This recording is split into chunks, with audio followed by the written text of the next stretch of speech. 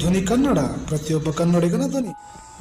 2024 ಲೋಕಸಭಾ ಚುನಾವಣೆಯಲ್ಲಿ ಯಾವ ಪಕ್ಷ ಕೇಂದ್ರದಲ್ಲಿ ಅಧಿಕಾರಕ್ಕೆ ಬಂದರೆ ಒಳ್ಳೆಯದು, ಯಾವ ರೀತಿ ಒಳ್ಳೆಯದು ಎಂದು ಕಮೆಂಟ್ ಮಾಡಿ. ಇನ್ನೊಮ್ಮೆ 2024 ಲೋಕಸಭಾ ಚುನಾವಣೆಯಲ್ಲಿ ಯಾವ ಪಕ್ಷ ಕೇಂದ್ರದಲ್ಲಿ ಅಧಿಕಾರಕ್ಕೆ ಬಂದರೆ ಒಳ್ಳೆಯದು, ಯಾವ ರೀತಿ ಒಳ್ಳೆಯದು ಎಂದು ಕಮೆಂಟ್ ಮಾಡಿ.